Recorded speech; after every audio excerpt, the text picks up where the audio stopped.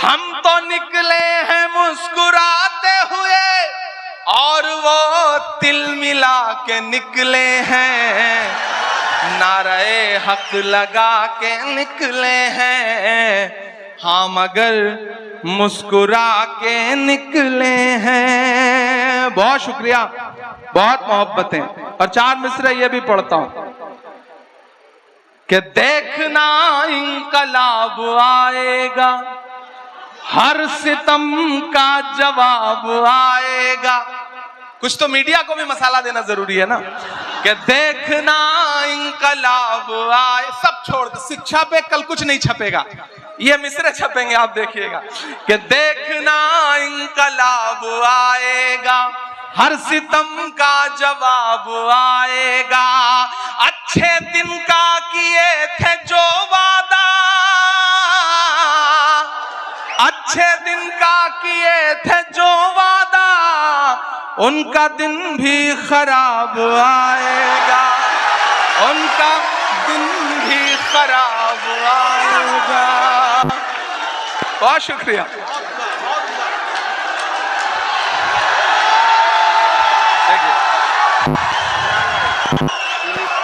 हाँ मैं पढ़ दूंगा। नहीं, बहुत शुक्रिया।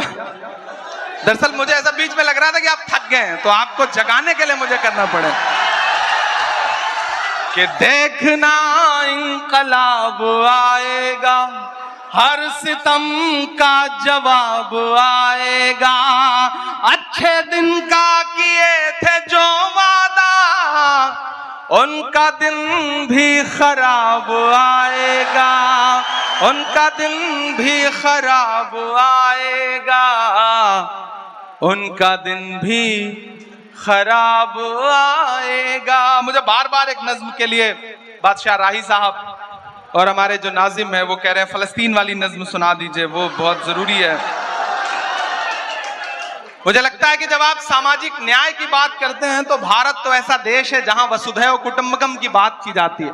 संपूर्ण विश्व हमारा घर है, संपूर्ण वसुधा हमारी है, वसुधैव कुटुंबकम यानी कि संपूर्ण विश्व की जो धरा है वो हमारा परिवार है। ऐसे में मैं एक नज्म सुना देता हूं, फिर उसके बाद आपसे सामाजिक न्याय के इस विषय पर आपसे बातचीत करूंगा। एक नज्म जो इन दिनों पूरी दुनिया में पढ़ रहा हूं और पूरी दुनिया में बहुत दर्द के साथ सुनी जा रही है। मुझे खुशी है कि चाहे यूएनओ हो या फिर अंतरराष्ट्रीय कोई भी मंच हो, भारत की सरकार,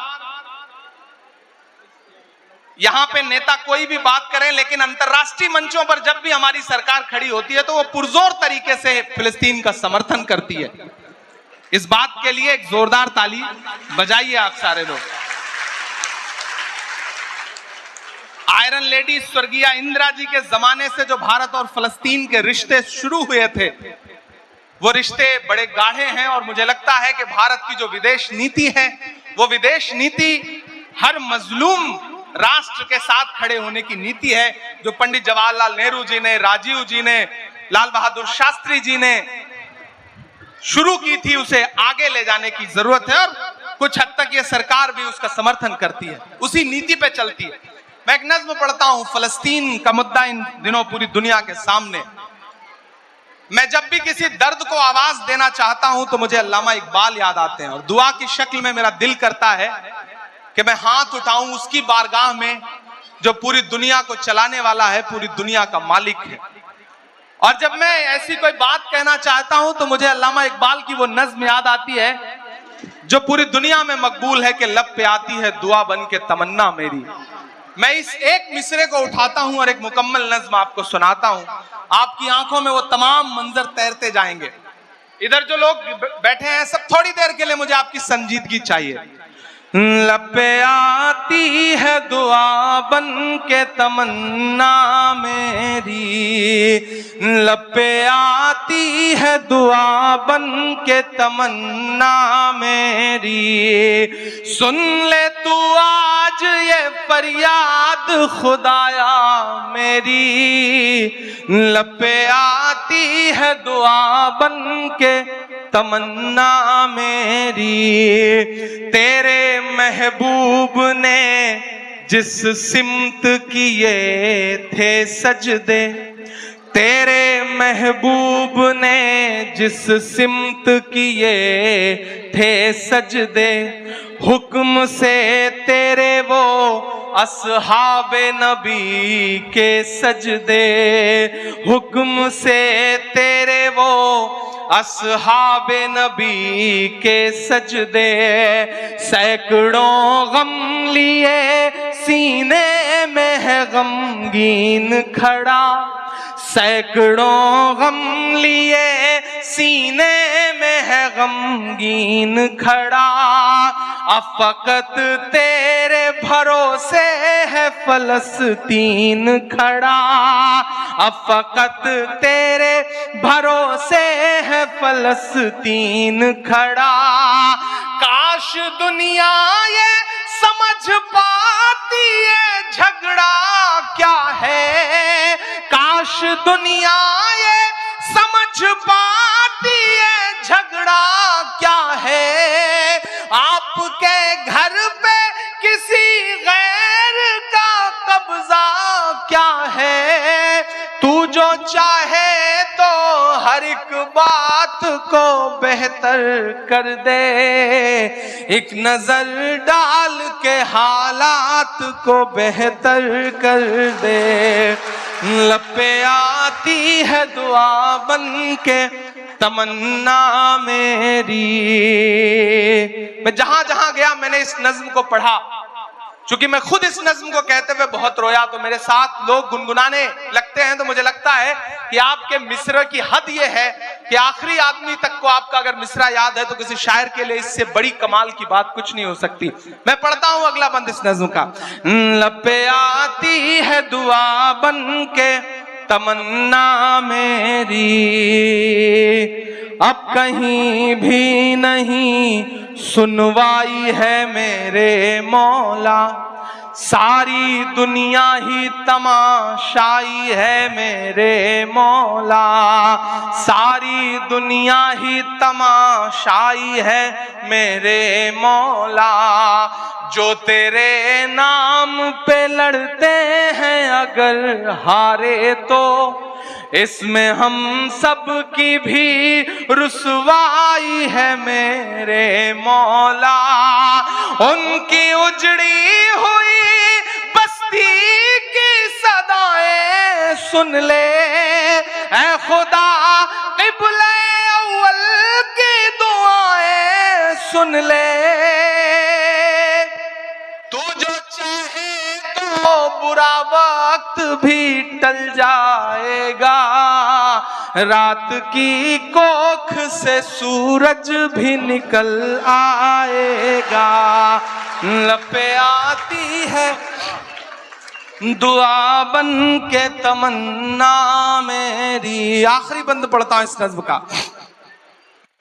कि दुध मुहे बच्चों के भी ख्वाब हुआ करते हैं, दुध मुहे बच्चों के भी ख्वाब हुआ करते हैं, जंग करने के भी आदाब हुआ करते हैं, जंग करने के भी आदाब हुआ करते हैं, हम नहीं कहते हमें कोई पैगंबर दे दे, जो फकत तेरे ही आगे झुके वो सर दे दे, लश्करे फील जहालत पे उतर आया है, लश्करे फील जहालत पे उतर आया है, ऐ खुदा फिर से अबाबीलों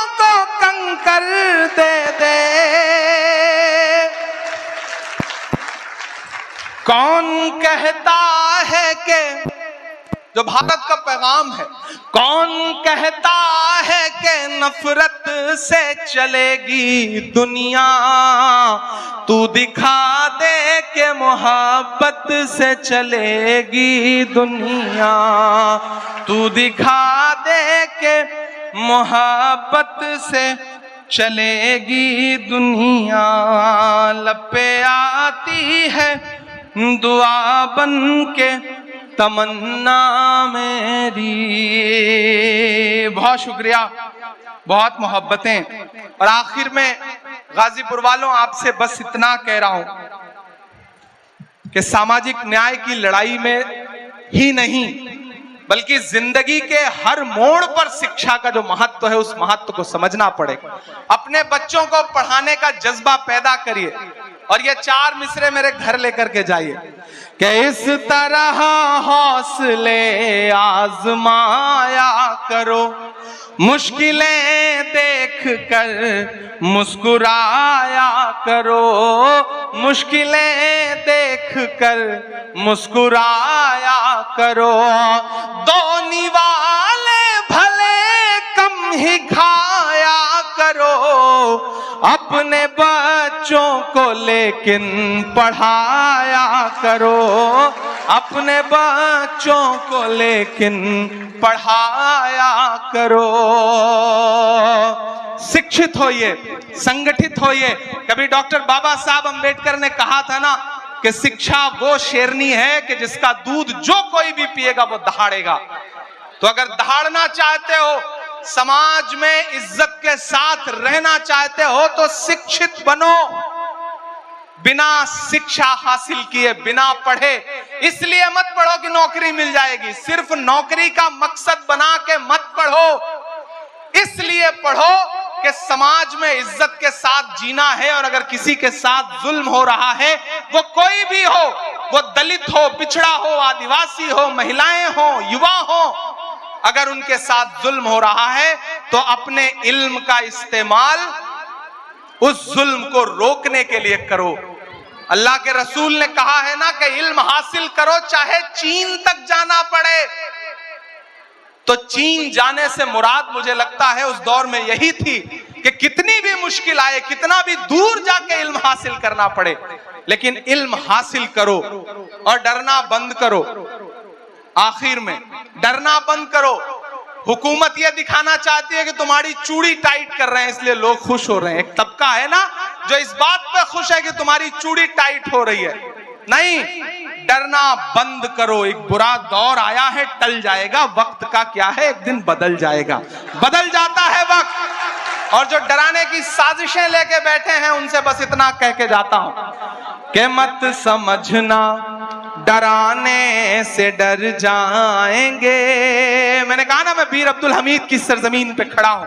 मैं ब्रिगेडियर उस्मान से लेकर के डॉक्टर मुख्तार अंसारी की सरजमीन पे खड़ा हूं। मैं राम उग्रा पांडे की सरजमीन पे खड़ा हूं। तो ये मिसरे पढ़ के जाता हूं कि मत समझना डराने से डर जाएंगे। खालिद अमीर साहब ने हमें चाय तक नहीं पिलाई है अभी, लेकिन आपको नाश्ता कराने जा रहे थे। ये कमाल है खालिद अमीर साहब का कि स्टेज पर चाय, अच्छा चाय नहीं पिलाई तो चलो ये काम तो ठीक ही किया, चाय वाला कोई मसला न रह जाए तो ज्यादा ठीक है। देखिए, मैं तो आजकल एक काम करता हूं विश्व विजय भाई, तो राजनीतिक आदमी है, कभी कभी इस तरह की टिप्पणियां भी जरूरी है कि मैं कहीं किसी होटल पे, किसी ढाबे पे या किसी भी बच्चे को चाय ला करके सर्व करते हुए देखता हूं तो मैं कोशिश करता हूं कि उसे ले जाके किसी स्कूल में एडमिशन दिलाऊं ताकि वो आगे चल करके मुल्क का भविष्य ना खराब कर सके, वो पढ़े लिखे ताकि। कि मत समझना डराने से डर जाएंगे।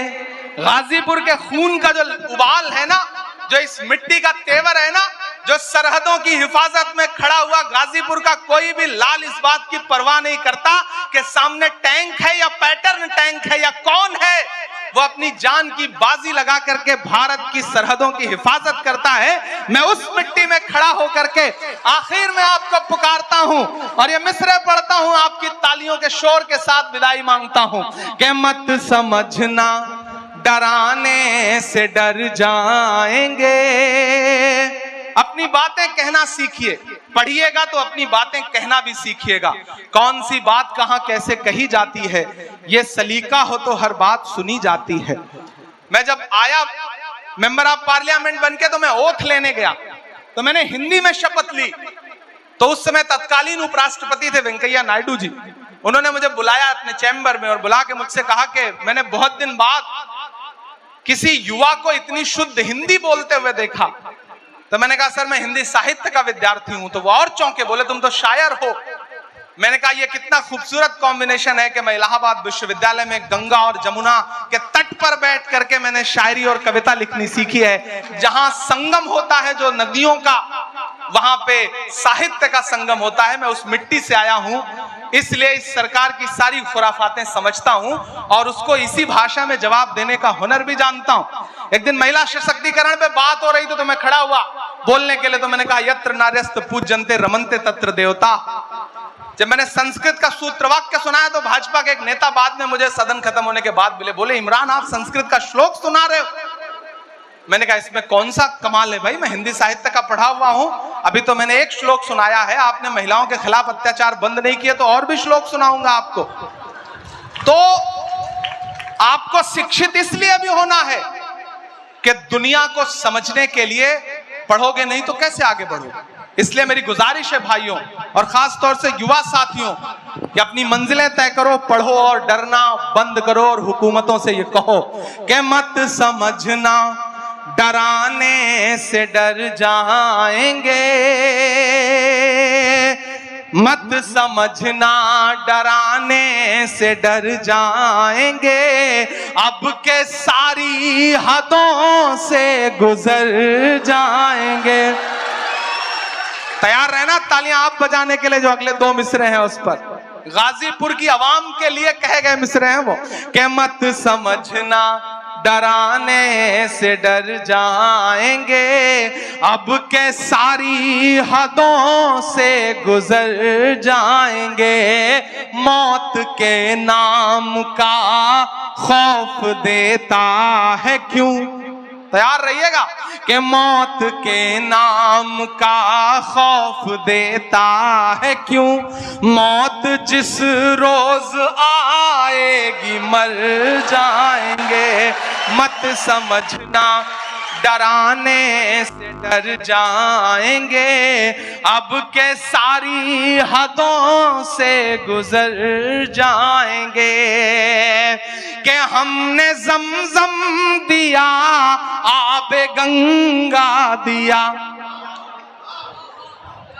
हमने जमजम दिया आबे गंगा दिया, तुमने भारत को दंगा ही दंगा दिया।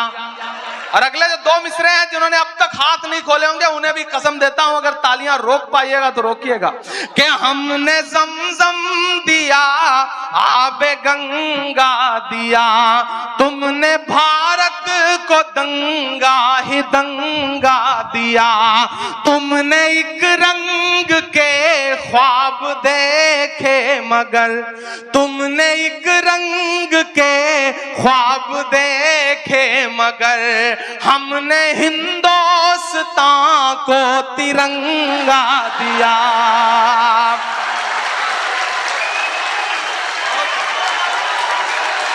बहुत शुक्रिया।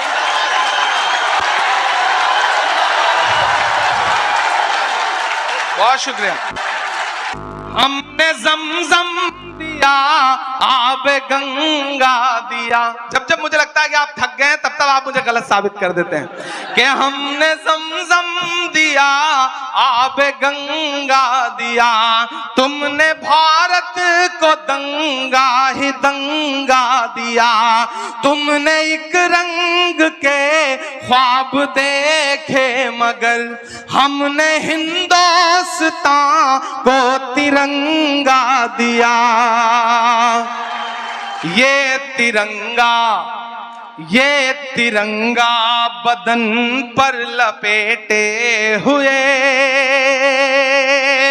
ये तिरंगा, कल मैं याद रह जाऊं तो इन मिसरों से आपको याद रह जाऊं कि ये तिरंगा बदन पर लपेटे हुए एक दिन इस जमीन में उतर जाएंगे, मत समझना डराने से डर जाएंगे, अब के सारी हदों से गुजर जाएंगे। ये तिरंगा बदन पर लपेटे हुए एक दिन इस जमीन में उतर जाएंगे। और ये मिसरा सुनिएगा कि ख्वाब तू देखने लग गया कौन से, तेरी ख्वाहिश है अब सब रहे मौन से, बात इतनी सी है कोई समझाइए, हमने झेले हैं दुनिया में फिरौन से, कि ना इधर जाएंगे ना उधर जाएंगे, ना इधर जाएंगे ना उधर जाएंगे, बन के खुशबू फजा में बिखर जाएंगे, मत समझना डराने से डर जाएंगे, अब के सारी हदों से गुजर जाएंगे। और आखिरी बंद पढ़ता हूं इस नज्म का कि आंख मूंदे कहां तक गुजरता चलूं, ये तो मुमकिन नहीं है कि डरता चलूं, आंख मूंदे कहां तक, आंख मूंदे कहां तक गुजरता चलूं, ये तो मुमकिन नहीं है कि डरता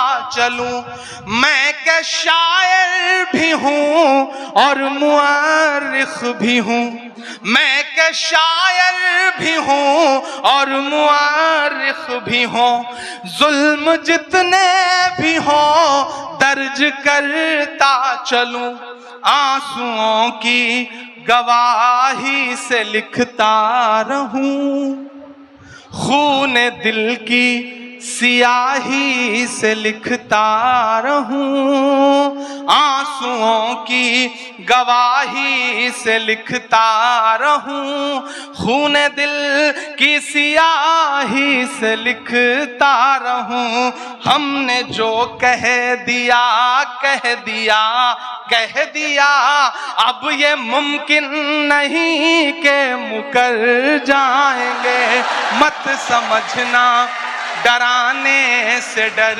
जाएंगे, अब के सारी हदों से गुजर जाएंगे। वारिस हसन साहब, खालिद अमीर साहब और पूरी इंतजामिया कमेटी और खास तौर से इस कॉलेज के जो टीचर्स हैं, मैं सबका नाम नहीं जानता लेकिन मैं उनको खुसूसी तौर पर मुबारकबाद देता हूं। मैं जानता हूं कि एक इवेंट करना कितना मुश्किल काम होता है और इस तरह से जिसमें सियासत के भी रंग हो, अदब के भी रंग हो और कल्चरल प्रोग्राम भी हो, उसे संजोना बहुत मुश्किल काम होता है। लेकिन खालिद अमीर साहब का मुबारकबाद के ये मुझे बुला के नहीं लाए, ये मुझे पकड़ के लाए, मतलब मैं ये जुमला इस्तेमाल कर रहा हूं, एक होता है पकड़ के बुलाना। मैं लंदन था और दिन में 3 फोन इनके इस बात के आते थे कि आपकी फ्लाइट कब लैंड करेगी, आप देर ना कर दें, फ्लाइट डिले ना हो जाए। मैंने कहा इतना परेशान मत होइए, इंशाल्लाह गाजीपुर वालों से एक जज्बाती रिश्ता है तो मैं उस रिश्ते को निभाने के लिए जरूर पहुंचूंगा, चाहे जैसे पहुंचूं। मैं आपके बीच में हाजिर हुआ, यहाँ जो आवाम बैठी है और स्टूडेंट्स जो बैठे हैं उन सबका बहुत शुक्रिया अदा करता हूँ। मैं महाराष्ट्र से मेंबर ऑफ पार्लियामेंट हूँ तो अपना बजट यहाँ कुछ नहीं दे सकता, ये मेरी एक मजबूरी है। अगर मैं उत्तर प्रदेश से मेंबर ऑफ पार्लियामेंट होता तो मेरी कोशिश होती तो मैं 1 साल का पूरा 5 करोड़ इस इंस्टीट्यूशन को दे देता।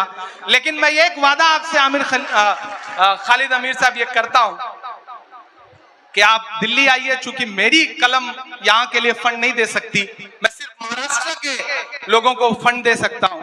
लेकिन ऐसे कई राज्यसभा मेंबर ऑफ पार्लियामेंट हैं जो हमारे साथ उत्तर प्रदेश के हैं और हमारे साथ हैं, हम उनके कहीं काम आ जाते हैं, हम उनसे कोई काम ले लेंगे। तो आप आइए, जिस तरह से एक हॉल यहाँ पे आपने बनाया है गर्ल्स ब्लॉक के लिए, बच्चियों की तालीम के लिए, और भी कुछ आप करना चाहते हैं तो मुझे बताइए।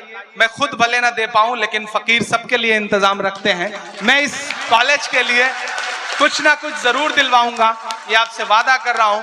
एक ऐसा फंड, एक ऐसी रकम जिससे यहाँ पे कोई हॉल बन सके, कोई लाइब्रेरी बन सके, मैं अपनी तरफ से ये वादा कर रहा हूं। और दुआ करिए जैसा उमर साहब कह रहे थे, आने वाला वक्त ऐसा हो कि मुल्क के सियासी हालात करवट लेगी, तो आपकी दुआ रही तो आपका ये भाई इस पोजीशन में भी होगा कि इस कॉलेज को कुछ बहुत बड़ा दे सके। और ऐसा होगा, जरूर होगा, ये मुझे पूरा यकीन है। और उस दिन एमएच इंटर कॉलेज में आके मैंने जो वादा किया, यहाँ खड़े होकर के जो आपसे गुफ्तगू की है, उसके लिए आप आइएगा और मुझे याद दिलाइएगा, मैं इंशाल्लाह खड़ा मिलूंगा। और आप सब साथियों से गुजारिश है, अपने बच्चों को पढ़ाइए। अगर आपके बच्चे का पढ़ने में मन नहीं है तो अपने आसपास के किसी बच्चे को पढ़ाइए, क्योंकि शायद वो पढ़ना चाहता हो और उसके पास पढ़ने के रिसोर्सेज ना हो। बेसिक स्कूल बनाइए, यूनिवर्सिटियां बहुत हैं, बेसिक स्कूल की जरूरत है। बेसिक स्कूल में बच्चों को भेजना शुरू करिए। और इमरान प्रतापगढ़ी आपकी दुआओं की वजह से देश की पार्लियामेंट का हिस्सा है। मुझे याद है कि 2019 में जब राहुल गांधी जी ने मुझे बुलाया तो उन्होंने 3-4 मुलाकातों के बाद मुझे लगा कि ये आदमी वो आदमी है जिसके साथ इस देश की सियासत में सामाजिक न्याय की लड़ाई लड़ी जा सकती है। मैं राहुल गांधी जी के कदम से कदम मिला करके पूरे हिंदुस्तान में चल रहा हूं, लड़ रहा हूं। तो मैं आपसे ये गुजारिश करूंगा कि जो भरोसा आपने जता रखा है उस भरोसे को मजबूत रखिएगा। और बदन में जो भी लहू है तेरी अमानत है, जहां जहां हो जरूरत वसूल कर लेना। मैं इमरान प्रतापगढ़ी हूं तो आपकी दुआओं के सदके में हूं, वरना मुझ में ऐसा कुछ नहीं था कि मैं वहां जाकर के आपकी खिदमत कर पाता। आपकी दुआओं ने बड़ा बनाया है। एक बार फिर से आप सभी साथियों का बहुत सारा शुक्रिया। इंशाल्लाह ये इंस्टीट्यूशन, ये कॉलेज जब भी मुझे आवाज देगा मैं सब कुछ छोड़ करके यहां आऊंगा, ये मेरा आप सबसे वादा है। बहुत शुक्रिया।